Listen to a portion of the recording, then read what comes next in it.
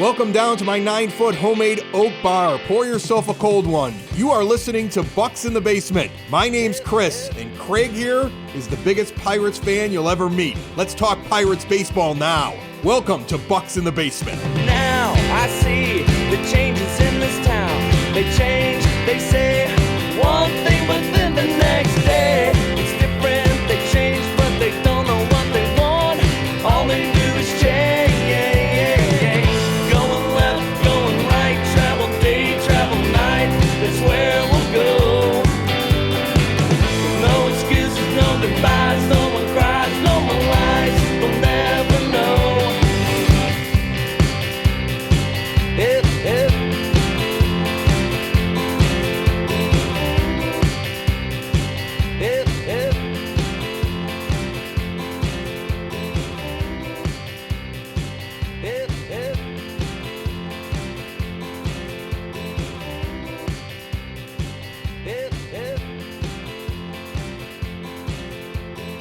The Pittsburgh Pirates season has not gone the way that many of us expected it to, especially how things have gone over the past couple of weeks, sitting at 58 and 66 as I record right now, bringing back Jason Mackey-Columnist from the Post-Gazette at JMackeyPG. Jason, how you doing, brother? I'm doing great, man. Doing great. I'm out getting my car inspected, walking around, enjoying a beautiful morning, and as soon as you hit record, Craig, I walked past a leaf blower. So I did a 180 and went to another part, so now hopefully it's a little bit more quiet. You can't hear that in the background. That's not a problem, man. We roll with the punches here at Bucks in the Basement. You had put out an article recently, and with Bryan Hayes, and almost immediately Bryan Hayes goes on the IL. I mean, there's no causation or correlation there. I think we kind of all saw this possibly coming. Hayes, as you wrote, I mean, 233 average. More importantly, the 573 OPS, the 60 weighted runs created plus, only 13 extra base hits in 396 plate appearances. The crazy thing to me was your jelly donut analogy within that, and how Bryan Hayes' back, I mean, could consistently be a problem here for the Pirates. So, I mean, this is kind of maybe a little bit of a loaded question, but where do we go from here? It's not a loaded question. I just don't have a magic answer. I mean, here's where I'm at with Bryan and talking to him. And honestly, as I wrote in the piece, somebody who's experienced back problems as well. And I wasn't surprised to hear what he talked about. And I shared what I dealt with, and he was talking about what he dealt with. It's tough to say this is just what you do, this is how you have to handle it, whatever. It's more nebulous than that. As I wrote in there, it sounds to me like a herniated disc. Not trying to play doctor, but everything he described, that's the definition of a herniated disc. Surgery doesn't always fix that. I heard of a lot of people squawking on Twitter about, well, why doesn't he just get surgery? Because there's no guarantee that's what the answer is. But this, I know about Bryan Hayes. I mean, he's under contract, guaranteed money, this, that, and the other. They need to get it figured out. There are people who encounter this stuff who, find a way to get it to calm down, to remedy the situation. Maybe it becomes surgery. I don't know, to have it not be problematic. I mean, this is obviously not a new thing for Hayes, and it's also, again, as anybody with back problems can attest, debilitating and concerning. And so the Pirates need to me, punt on this season with Bryan. I mean, it's more important to figure out his long-term health. I don't know what sort of damage you would risk doing at this point if you just keep running him out there. It's obviously not working. He's not healthy. He's not producing. So to me, you sit him down. The IL might be the start of something. I don't know how that went down, Greg. I approached Key after Sunday's game to talk about that. The next day he's on the IL. I don't think that was the reason. I'm not inserting myself there, but it is just ironic. And I think probably the answer is just that he's been in a lot of pain, and it makes sense. He can't walk, can't play. You got to do something. So anyway, it's a long-winded way of saying it's a very uncertain future with Bryan. Yeah, and that's where I kind of like, as I was, asking you to jump on here, we did not know he was going to go on the IL. I kept on thinking of, I don't even know what movie or show it was from. It's like, are you hurt or are you injured? Do you know what I mean? Because it's from the program. It's from the program. It's Darnell Jefferson. Okay, I knew it. It's one of those things that kind of jumps into your head, and you're like, where did that come from?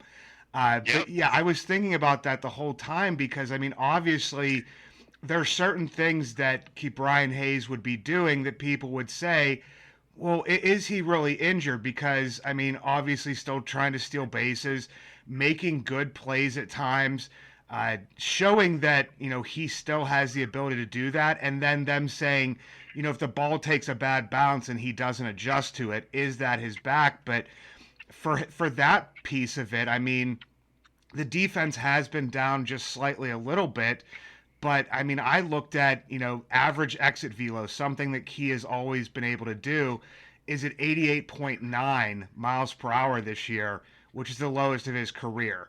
The biggest thing has always been launch angle. He's at 4.8. Last year he was at 13.2. He's not barreling up the ball. He's at 2.4. Last year he was at 7.4. And for me, I mean, this is something that we've all been looking at for a while, is that, I went back and I'm just like, okay, when did Key have his best months? Well, he had his best months when he's been able to rest. I mean, I know there's been adjustments made and different stuff, but it's just kind of weird that he has that breakout onto the scene after being at, the alternate site in Altoona where they weren't able to get much work in, and he explodes. He comes off the IL after being on there for a month, and he explodes. The beginning of this season, he has, not a great month, but, I think his OPS was sitting around like 711, which if you have that, which we've always talked about, you have that with, his great defense, then you'll take that. But, I mean, yeah, just what he's been doing, it's going to be a tough situation to navigate.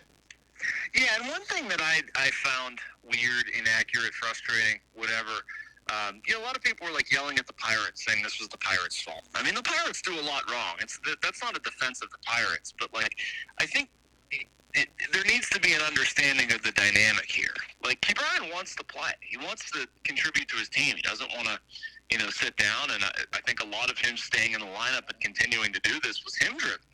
It's not the Pirates. They're allowing him to do this. I mean, the two sides are communicating with one another. I mean, they don't know what's in his body, and I think he really wants to keep playing, or really wanted to keep playing, until it got to the point where it was just, this wasn't working. And so anyway, I kind of push back on that narrative that it's like all the Pirates' fault, and it's really nobody's fault, and I understand it's kind of why I structured the piece the way I did, why people get frustrated with the whole thing. I mean, he hasn't been good. He's not having a great time. He's in a lot of pain. The Pirates are in a tough spot with his contract. Fans get upset because they're saying, we're paying this guy, and this is what this guy can't be, and he's not living up to his end of the bargain. Like, I get that, too. I'm not defending any of it. But, he's trying to get out there. I just hope that long-term he gets healthy. Like, we've seen this year for a variety of reasons, it's probably going to be a wash. And I'd put that conversation over there. Like, if you care about the Pirates and want to see this work out long-term, like, Bryan Hayes can and should be a part of it. I think he can, 750 OPS, maybe up to 800. You're talking about Gold Glove defense. He can be a hugely important part of this thing, but he's got to get healthy first. Speaking of blaming the Pirates for everything, you also wrote another piece not too long ago with everybody's favorite villain, especially on Facebook, I mean, for sure, Bob Nutting. The status quo is not good enough. And you put a decent amount of quotes in there of the things that, Bob Nutting, wants to do and expects from the team. I mean, we even look back to, when Ben Cherington was hired, and Bob Nutting saying that he was tired of players, especially pitchers, going other places and performing well. And we've seen the Pirates become a little bit of a pitching factory at this point in time. I mean, some guys that have made it to the major leagues, but also guys at the top of the minor leagues. So, I mean, I'm wondering, like, a lot of this is that, I mean, there's been reports, and I don't know exactly, I don't have sources, so I'm not hearing this, from anybody, but trying to navigate the piece of the trade deadline where, I mean, there's some reports out there that, there was more money to be allocated by Ben Cherington, other people saying that, trades needed to happen and to be put in place to be able to make other trades happen. I don't know with Bob Nutting. I know he has these expectations, but as far as like Cherington and then Shelton's performance, Travis Williams, I'm wondering like where the accountability lies, or if it's like somewhere in the middle in these kind of like muddied waters, because we're not all behind those closed doors. We don't know what's going on. So I guess my question would be, Jason, is that with Bob Nutting, he has this status quo, he has this expectation, and it kind of seems like there's ways that they're meeting it, but there's other ways that they're falling, well short of that.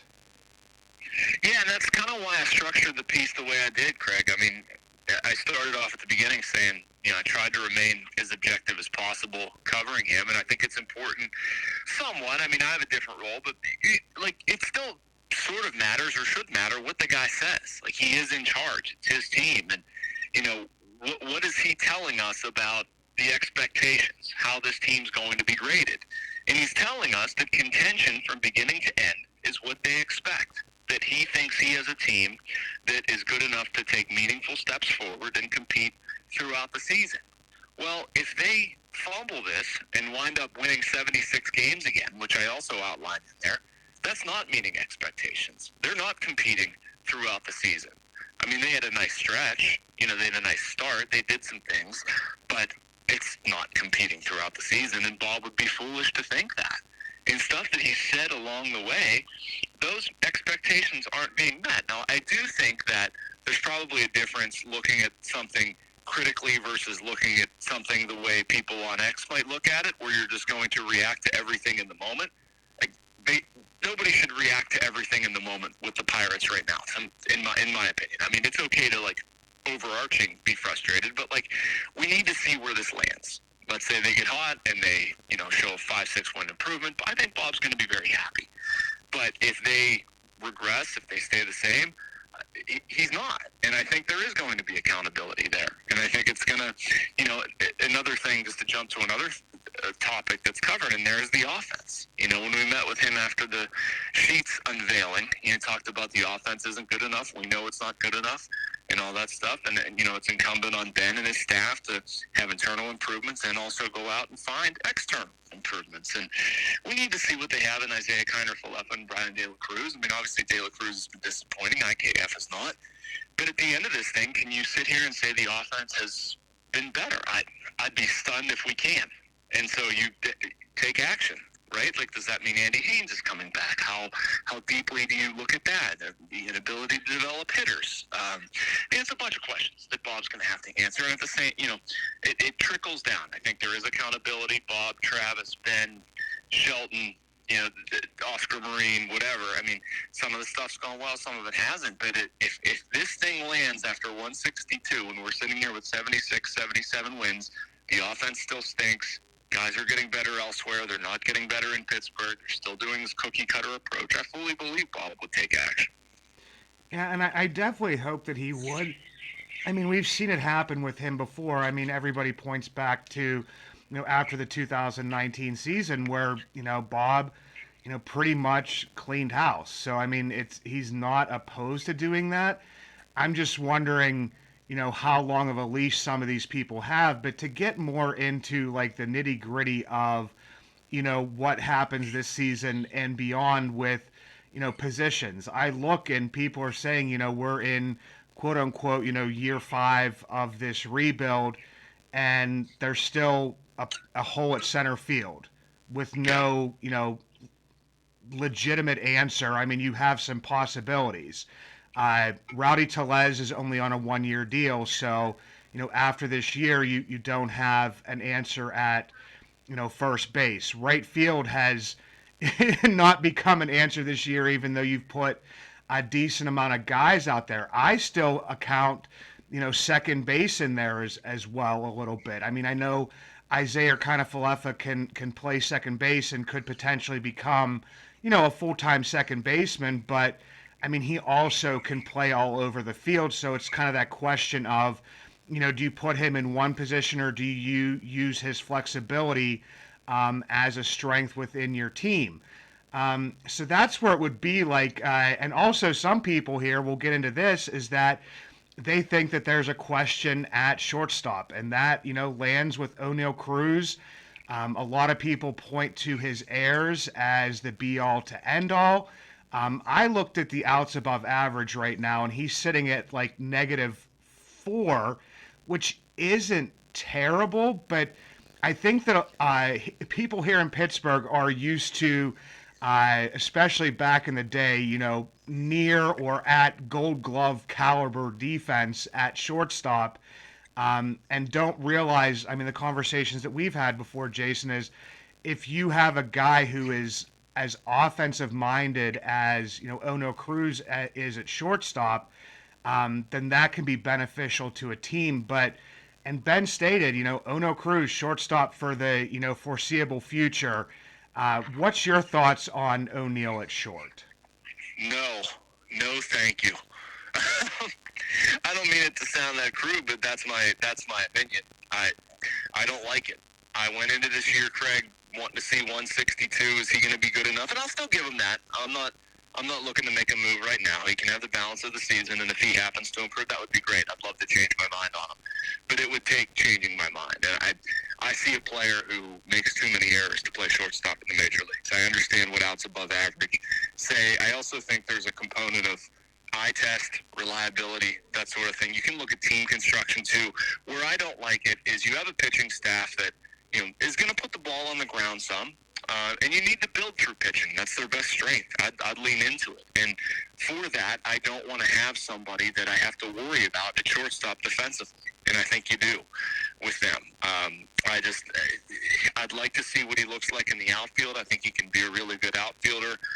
The confidence just is not there in him making routine plays at shortstop. And I know that, the pushback will be, well, this is his first full major league season and he needs time. I mean, there's a trend of him not being good defensively at shortstop. And this is proving that trend to me. And, if I'm constructing my team, I'm going to prefer up the middle defense and try to, obviously keep his bat in the lineup, but I would look for somewhere else for him to play, especially with right field being what it is. I'm not sure I'd dump him in center at this point. I think it might be a little bit too much. But, yeah, I mean, you brought up some good earlier points about, I don't know who plays center field for this team next year. I mean, maybe it's a free agent acquisition. Maybe miraculously Jack Sawinski figures it out. I wouldn't hedge my bets there. But, yeah, year 5 of a rebuild, you would certainly like to have things a little bit more stable than they are now. That being said, I think that's sort of the negative way of looking at it. One other way of looking at it is they've got a pretty darn good rotation and pitching pipeline coming up where you're probably not going to have to spend on that stuff. You're going to have to spend on things to fill holes. They did it last offseason. They didn't do a great job of it. They're going to have to do it again this offseason. So if they go into free agency and say, okay, we're pretty good on the pitching front. We need to go buy a first baseman. We need to go buy a center fielder who can defend and hit a little bit, basically do what they tried to do with Michael Taylor. It didn't totally work out. I don't think that's the biggest problem to have, honestly.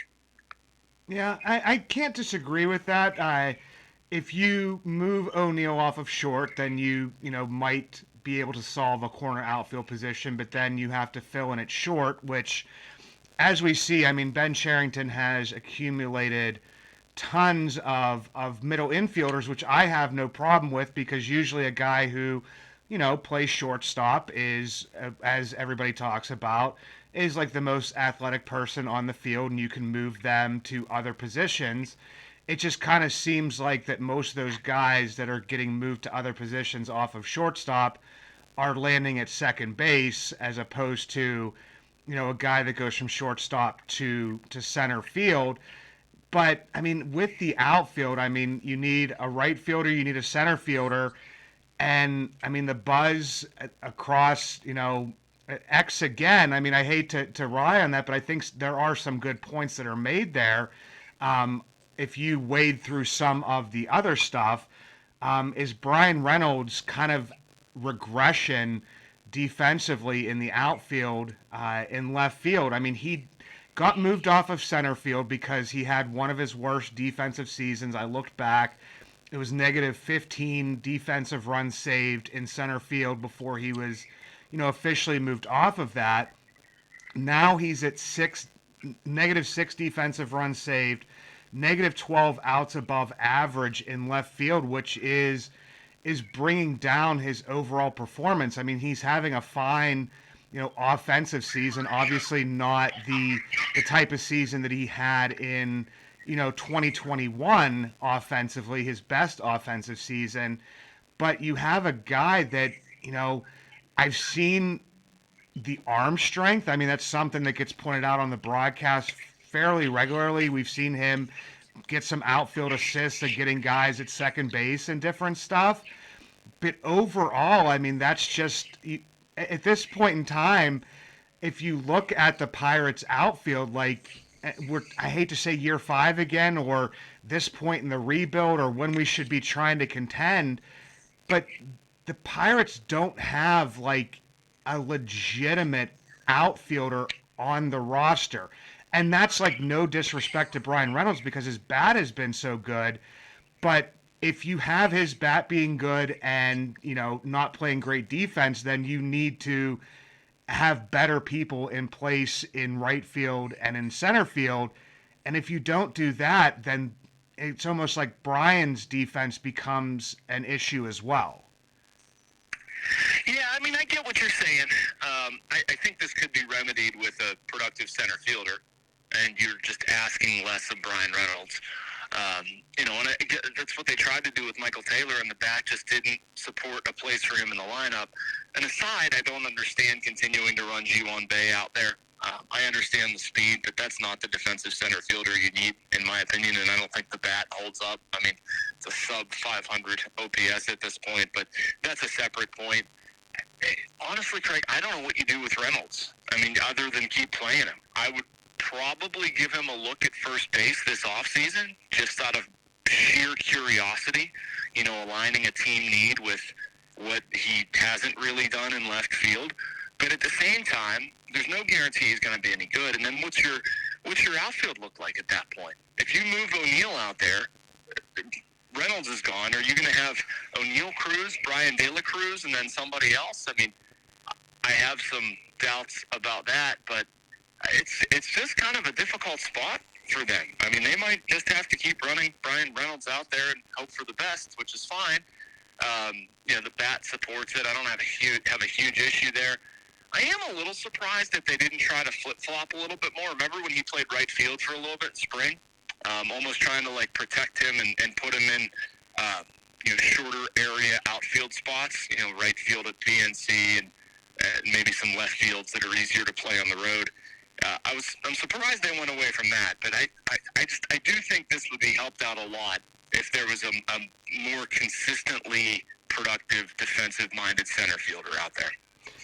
Yeah, and that is a great point, Jason, because I think a lot of people forget about that, is that, when they brought in, Michael A. Taylor, I think it was like the first game after that, we saw Bryan Reynolds in right field, and Shelton even spoke about, being more flexible with that. But yeah, I mean, he's just pretty much been plopped out in left field, like, this is where you're going to play.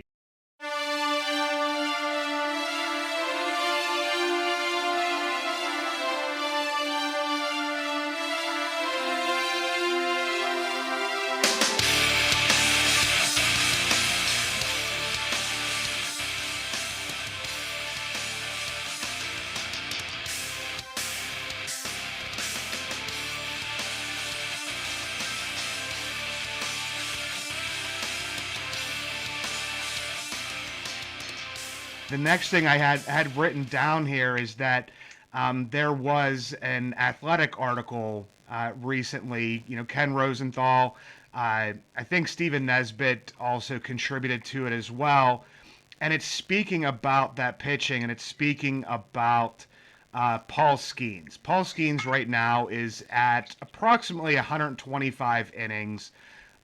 It looks like they've gone with the plan of giving him extra rest, which we definitely saw. They've spoken multiple times about the importance and their desire to get him through the full season, but then there's also that counter argument of the quote unquote shutdown to try to save some service time and different stuff like that. But I was looking at this.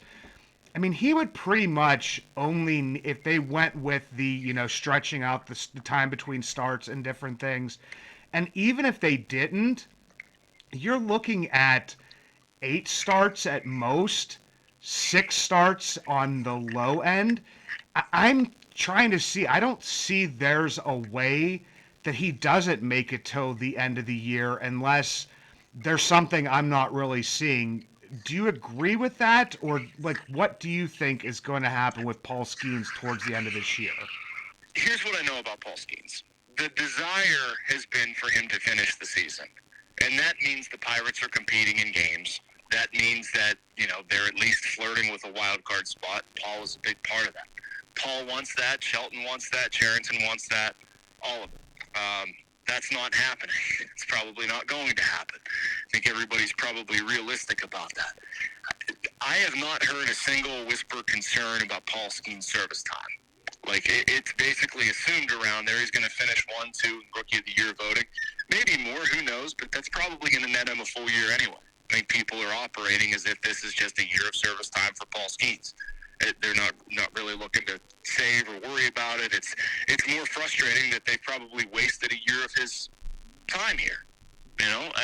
Which stinks, but it's a separate argument. I think the next discussion then becomes his health and what's best for him. And, I think he topped out at 130 some. Usually see about plus 20 year to year, young pitchers like that. I think they'll respect that. I think they'll probably let him go to, 150 to 160, let him keep pitching down the stretch. And there's probably a concern about the gate, too. If Paul gets in there and he's making starts at PNC, you're gonna get some crowds. But I don't think it's enough to jeopardize what they think about his arm health. I think what the discussion then becomes, if you're not competing for a spot, is just doing what's best for Paul.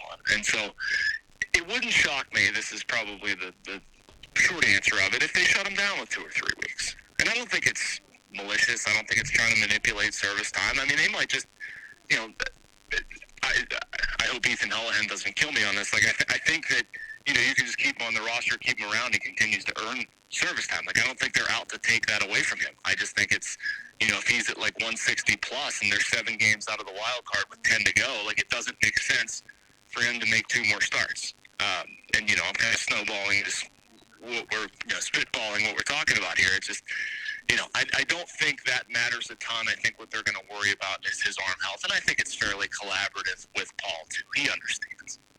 Yeah, and I think I shouldn't say it's something as simple as an IL stint with arm fatigue. I mean, I don't think that's something that many people would question as far as, his arm health. Do you know what I mean? And it's not really even a fan. Probably arm preservation or something like that. I don't think anybody would bat an eye. It's, again, I don't think they're out to take service time away from him. I don't think they're gonna send him down and look. They brought him up May 11th. That showed right there they don't care about his service time. He's a part of this thing, and they want him to be a part of this thing for as long as they possibly can. Yeah, it's definitely it's a hard thing to navigate, and I think that probably no matter what happens, like I said, I think that people will be out there, trying to blame the Pirates for how they handle it. I think they did the best they could with this situation. Obviously, it's unfortunate that the team has kind of fallen out of contention here. Obviously, have been still competing in games. Looking at the number of 1-run losses, and people will say that I'm I'm carrying water for, the front office with that, but I mean, it's an obvious fact that you win a couple of those one-run games and you're only, 4 games out of the wild card, 3 games out of the wild card, as instead of being, almost 8 games out of the wild card. But Jason, this has been a great conversation as always. I always appreciate you giving me your time to come on here and to talk these questions, and maybe in some ways, talk some sense into me, because I am a fan and I don't always take that fan hat off. For you, those of you that don't, please go follow Jason Mackey, covering all of the teams now as a columnist. Gets to go out to, training camp and everything. I hope you're enjoying that part of the job, Jason. You definitely seem to be. It's at JMackeyPG. Jason, thanks a lot again, man. Of course, Craig. Thanks for having me, and anytime. Absolutely. Hope the car inspection is not too expensive for you. Me too, brother. Hip, hip.